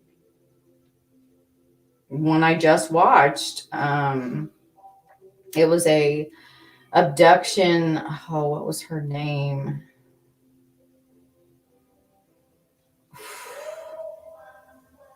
I'm terrible with actual names. I remember the whole story, but like she was kidnapped for like month, like I think like pretty close to a year, and basically was able to get her kidnapper rapist to consider her a friend, and he let her go, and she literally walked back into her mom's house, but she had sent a message. She snuck and got on his phone and sent a message. I might be getting my two cases confused because there was one I just watched where she was kept in an underground bunker. That was so creepy too. But like, she tried, the one girl I'm talking about, she tried to get a message to her mom on a piece of paper. Like she wrote on it to where you couldn't, like scratched it into the paper and then wrote the note in pen, and he unfortunately caught it. But in the other case, she sent a message to her mom and then deleted it off of her phone. She was able to escape him, but these are two different cases. I just don't remember the names. But the police and the FBI were like, "Oh, well, she's alive. She just ran away." And they're like taking it at face value, you know, and the mom's like, "Absolutely not. Like, this is proof that someone has her, someone's made her do that." And it was just like so heartbreaking that like,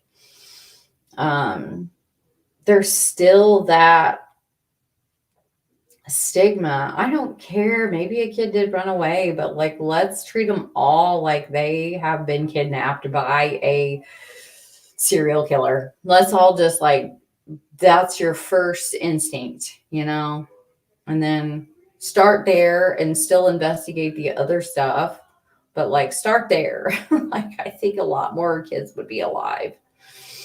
But her family does kind of like, I don't think the sister really does, but the family feels like it could be him, but there's simply just zero evidence. And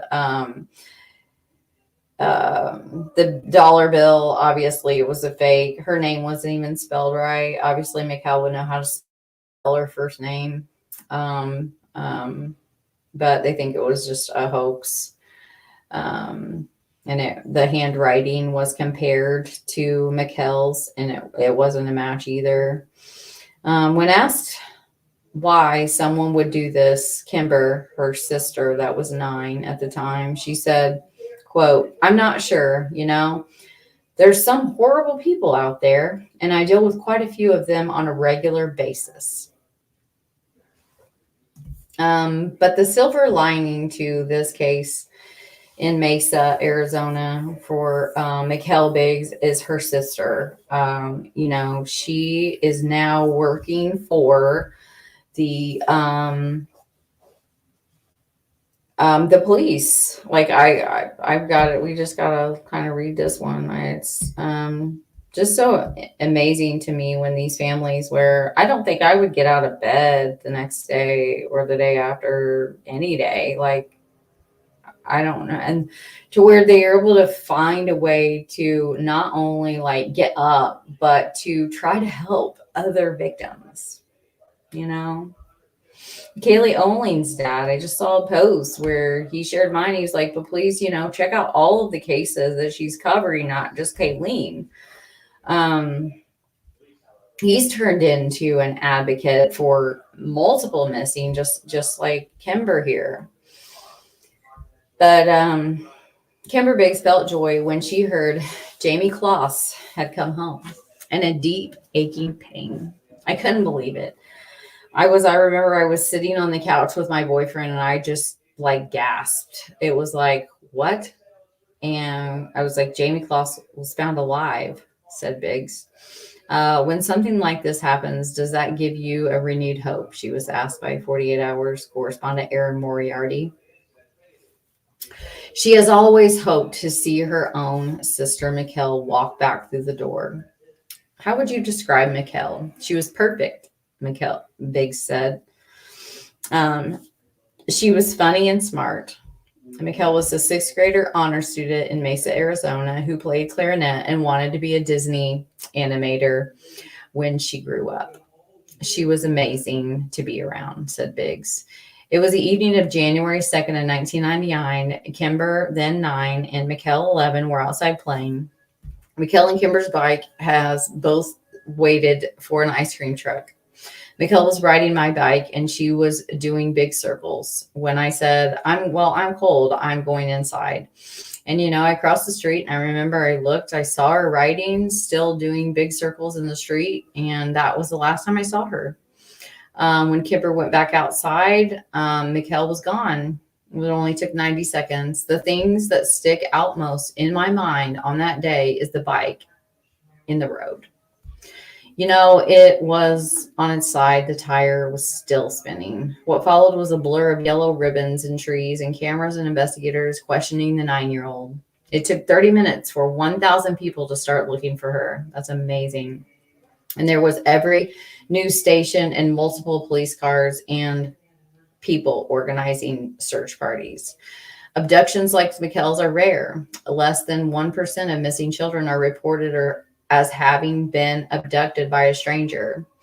This one immediately was different from the get-go. It was different, said Mesa Police Detective Steve Berry, a patrol police officer back then.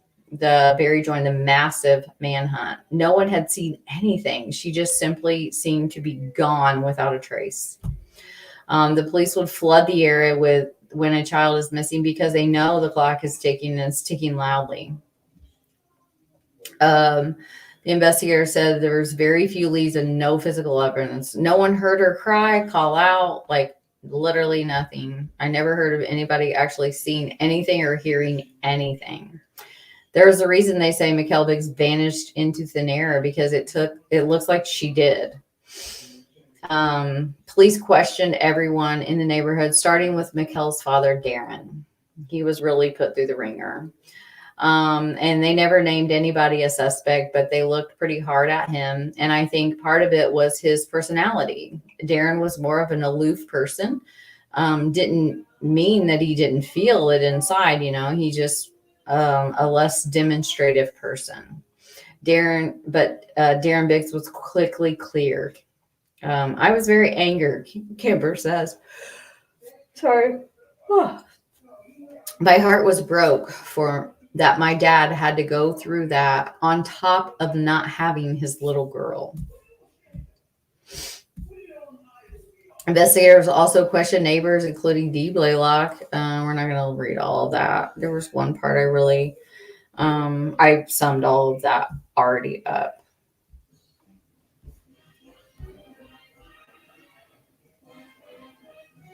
My room was right next to hers, and I remember hearing my mom in there a couple times crying. I remember listening to that and just wishing that my parents didn't have to go through that.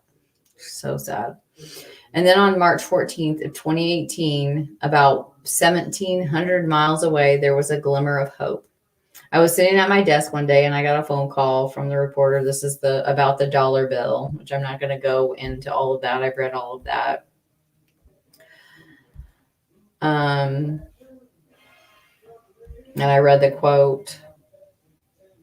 And then one of the follow-up quotes to that was, she said, "That's one of the hardest things about this case. There's nothing to go on. And even though I do kind of feel like Dee Blaylock is responsible, that's not good enough. I'm not going to settle for, I think it's him. I'd like to do a deeper dive, like just right off the bat. And from what I researched on it, I don't know. I don't think it was him, but, Kimber says that it changed the way that she parented her own child. She said, "I hope that she is alive and well and that we get her back. But, when reality kicks in, and then I think, well, then my hopes need to just be that I know who took her and we find her body and give her, the proper burial she deserves." And I think a case for hope for them is, see how it was Mikel, like that's not how she spelled her name.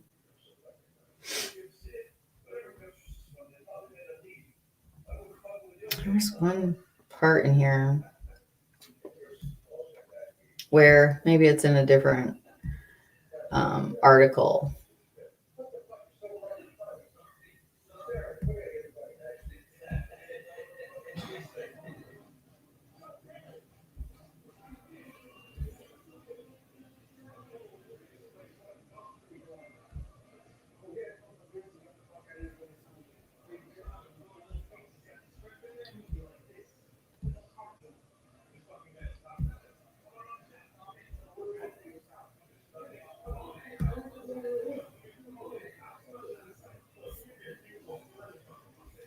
I'm going to hit a copyright, because I always do. I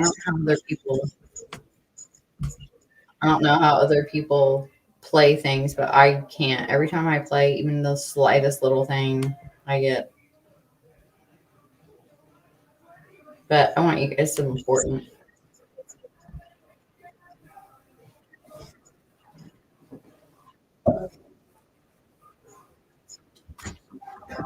Can you turn that down?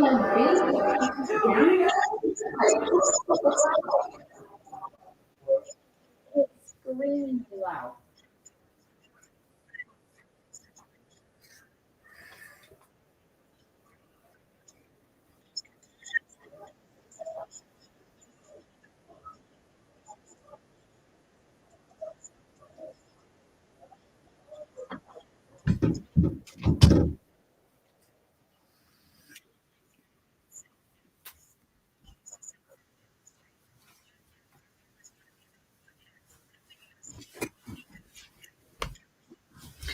But yeah, like I thought that was really cool that, she's going to be helping with investigators, like she's going to be training them and helping them from a victim's family and loved ones perspective. That's super cool.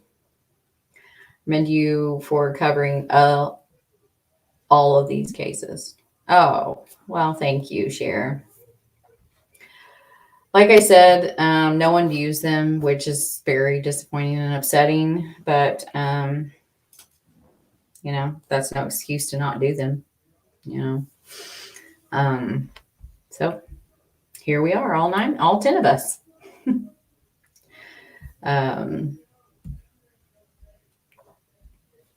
So now we move on to Jonelle Matthews. And that's why I say, like, this case can be a little bit of hope for Mikelle's family, because her remains were found, 1984, and I think they were found in like 2019. So, and her killer was caught and it's been adjudicated. And but yeah, this case, she was 12. It's solved, adjudicated, and upon retrial, it had a retrial, and that happened in October 30th of 2022. So Jonelle was kidnapped from her home on December 20th of 1984 in Greenlee, Colorado.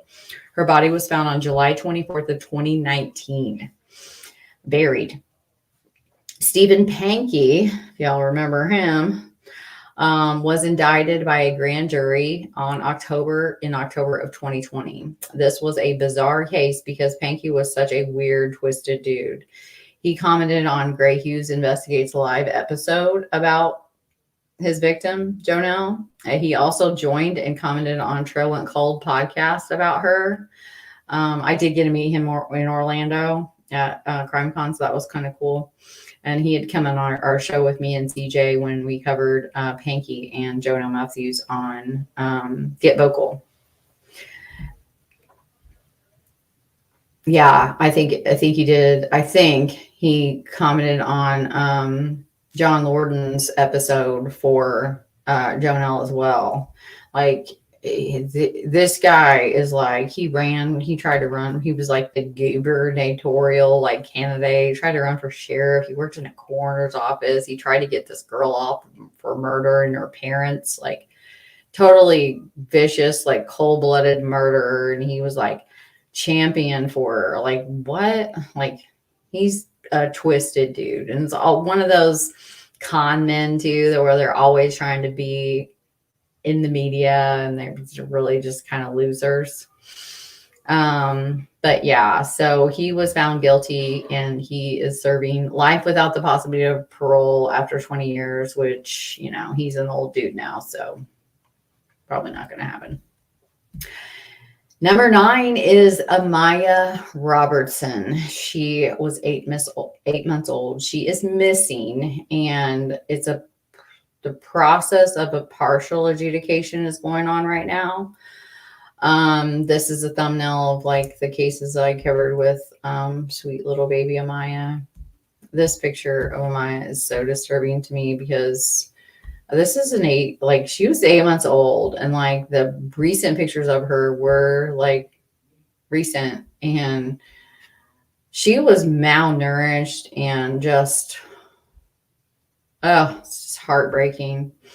But Amiah went missing on March 9th of 2019. And Amiah was not reported missing until March 16th of 2019, if that tells me all I need to know right there. This has always told me exactly who was to blame for this clearly visible neglected baby's death. It is hard to look at the pictures of Amiah. She is still missing. Amber Robertson and Robert Lyons have been charged with, both of them, neglect of a dependent resulting in serious injury but results in serious bodily injury. It's a felony 3. Neglect of a dependent resulting in bodily injury, felony 5. Neglect of a dependent with abandonment or cruel confinement deprived a dependent, felony 5. Neglect of a dependent, defendant places dependent in a situation that endangers the dependent, felony 6. And he is charged with the exact same thing. her, the hearing on the motion to dismiss has been commenced and concluded and thrown out. Her jury trial this is what I mean by it's like one day. So, it's not going to happen on that day, but it's set for April 29th of 2024 at 9 a.m. And this is Marion County. His is also motion to dismiss, no. And then it's also scheduled for the same day at the same time. But again, a jury trial is not one day. So I'm guessing that they think that it's going to be, not happening on that day. It's just so sad.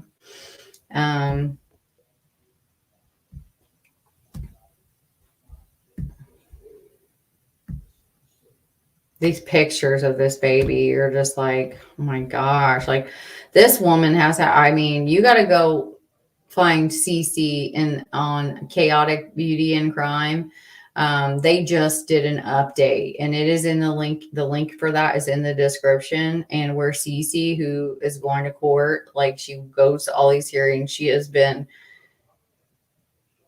with her group, like the force behind all of this coming to fruition, in my opinion. And if anyone, baby Amiah, it's going to be her and her team. She's just phenomenal and a go-getter and a true advocate. In the days after Amber Robertson's daughter disappeared in March of 2019, she was criticized on social media for sharing photographs of herself relaxing poolside at a Westside Indianapolis hotel while volunteers in the police search for baby Amiah. At the time, the media was provided a photograph taken beneath a yellow table umbrella on a pool deck of Robertson snuggling with her infant. Witness to the discovery of evidence in the early days of the police investigation into the disappearance of baby Amiah tells Fox 59 News that she has seen another photograph of the child taken at roughly the same time that is more disturbing. A picture of the baby wearing the same pajamas, wrapped in the same fuzzy white blanket that she had in the picture in the news with her mother, but she was laying on a bed and her eyes were closed and the entire left side of her face was covered in bruises, said the witness. The other picture looks like the baby is either very sick or that the baby is not alive. Like, no. Fox 59 News has reviewed the photographs the witness described and found the description to be an accurate portrayal of what the photos show. The witness remembers seeing Robertson, baby Amiah, Robert Lyons, and Jeanette Browning at the Ramada by Wyndham Hotel near I-465 and Crawfordsville Road on March 8th and 9th of 2019. Robertson later told police that she handed off her daughter to her then boyfriend Lyons on March 9 for delivery to a home of Browning's mother at 229 South Holmes Avenue for babysitting. However, it wasn't until March 16th that Robertson told IMPD officers arriving to investigate a fight between herself and Lyons in the alley behind Browning's house that her baby was missing. From the start, investigators have said Robertson's timeline of her daughter's disappearance didn't add up. The witnesses told that's an understatement. The witnesses told Fox 59 News that the evidence that was discovered and turned over to IMPD at the beginning of the investigation corroborates the conclusion that Robertson's, Lyons, Browning, and Amiah were observed at the hotel. With the baby at a swimming pool and basically hanging around off and on for a few days somewhere where I would physically see them. But yes, I was aware of their presence in the area where the police were looking. I was able to observe a camera that was presumably owned by one of the four members of that family. Photos had been taken during their time near this body of water. It was on March 25th of 2019 that IMPD divers from Wayne Township Fire Department searched a large pond adjacent to the hotel property. At roughly the same time, investigators were discovering items belonging to the child along the banks of Eagle Creek near McCarty Street, as sources told, which, if you remember that, like, Amber was there and it was just like, yeah, you put this stuff here, bitch. Allegedly. When the occupants of room 249 had cleared out of the hotel 2 weeks before, they left behind a shamble. It was in shambles and some crucial baby items. Damaged things tossed around, television broken in half, basically the flat screen, said the witness. There was a pack and play portable baby bed. There was also a baby car seat, which if your baby's alive, you're gonna need that. Those are the two main items that were left behind. The witness said investigators recovered the discarded baby items from a dumpster days after the pond search. Seeing them bringing dogs on to sniff around the left items, said the witnesses, who described that police took 2 visual pieces of evidence and at least 2 physical pieces of evidence. During a briefing, announced grand jury charges of child neglect. Because again, like, there's no body and there's no, like with Nakota, like the blood loss and brain matter alone on the floor, like he's not alive. So, and I heard Cece say that like they don't want to charge them, and then if they don't get in a conviction, that's it, double jeopardy, you know. And then so right now this is like the best they feel like they can do.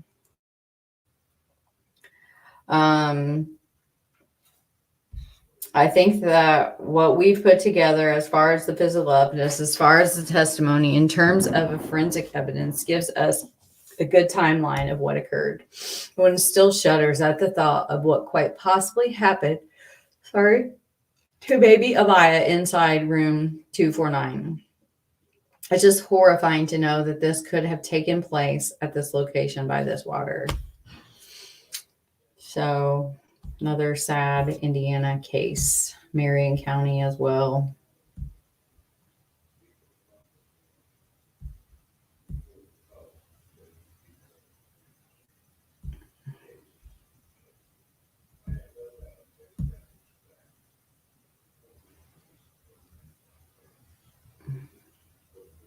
Oh, it's 2 hours in. Oh my goodness. I was literally hoping I could get through all of those cases, but I don't want to make this longer than 2 hours. When you hit that 3 hour, I know I do it. Like when it hits 3 hours, I'm like, oh, Laura, I'm not going to do that.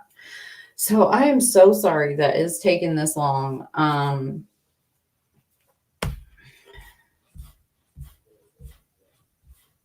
Yeah, like I have like so many, but I really wanted to get, I thought I was going to get to Kayleen because I shared it. But with Kayleen, like there's been a lot going on. So I don't want to, that will, like, just getting to Kayleen, we're talking another 2 hours, guys.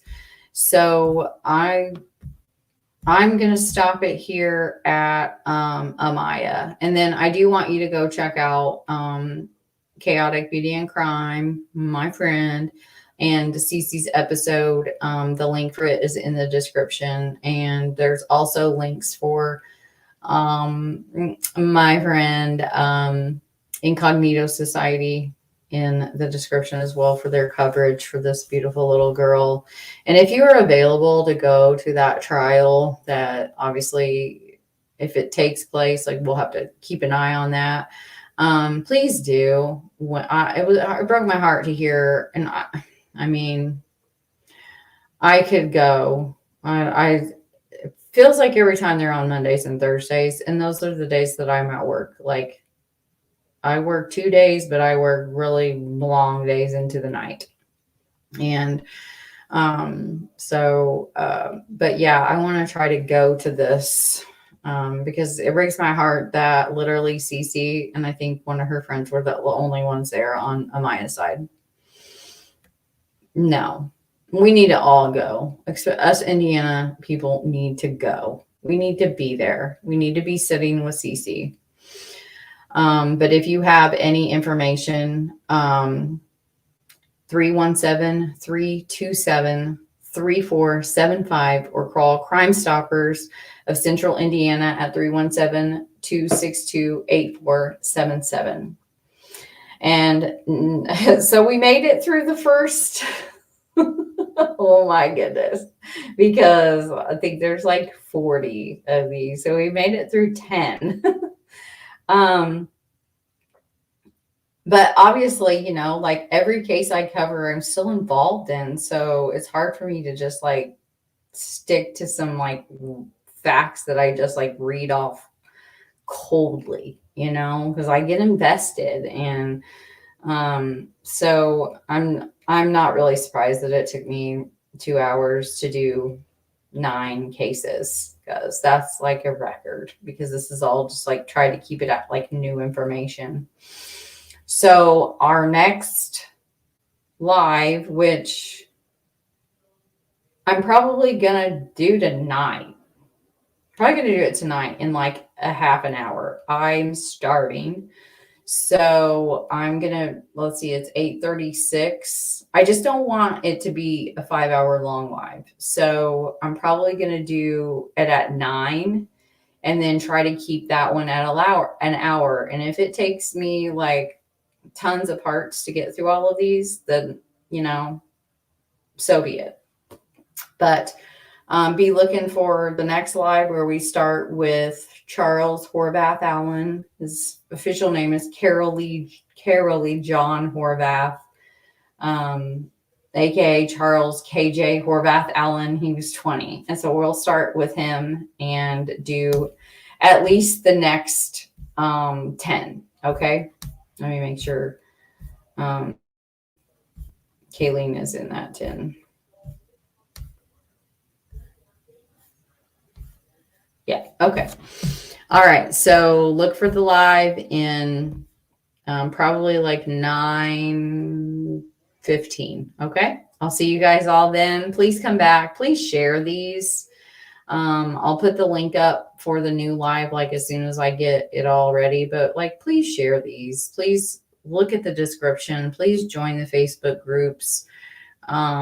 Please try to get people here to hear these cases. These are the important ones. These are the ones that are not solved, the ones that are, we can learn something from, the ones that are solved. Like, this is what's important. This is what advocacy is, you know? And my voice isn't all that big all by itself, but all of our voices together can be, and they can really help these families and just encourage them, you know, like, oh, wow, like there hasn't been coverage on some of these cases since I did it. Like, that's unacceptable, you know, like, so please try to come back. Please try to get your friends to be here, and I'll see you in a little bit.